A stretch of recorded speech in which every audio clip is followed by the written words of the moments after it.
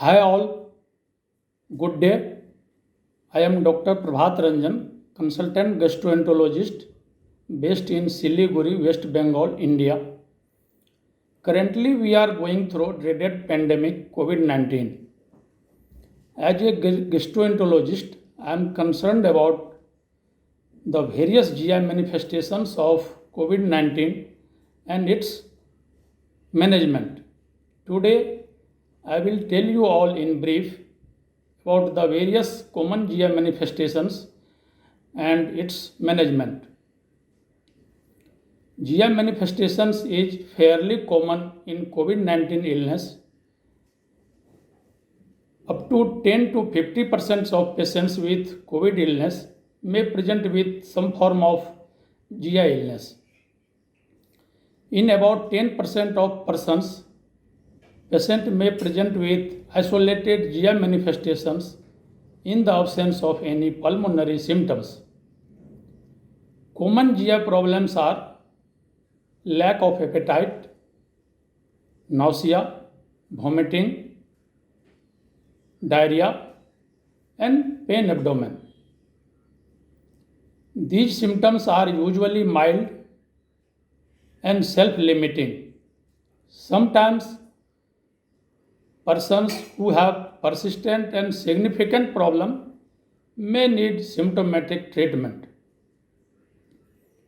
Some persons may present with acute abdominal emergencies like acute cholecystitis, acute pancreatitis, acute appendicitis, or very uncommonly GI bleed.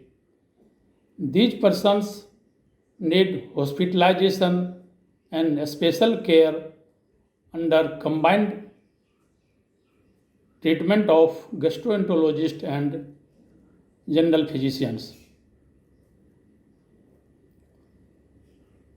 There is mild derangement in liver function tests in a sizable number of patients.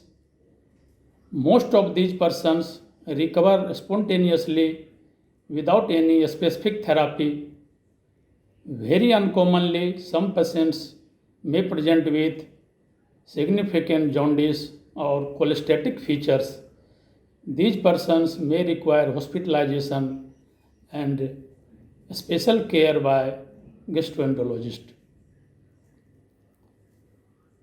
Persons with pre-existing GI disease like inflammatory bowel disease, cirrhosis, or GI cancers may present with either exacerbation of underlying condition or development of some new problems.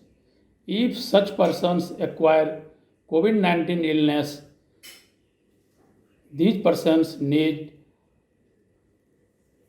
timely and proper care by their respective physicians.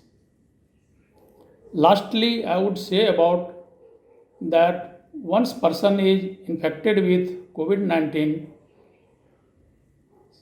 some of these persons may shed viruses in their stool for quite a long period, say up to 6 to 8 weeks.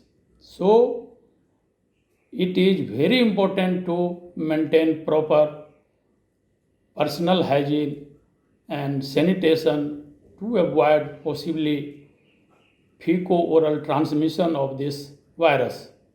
Thank you all.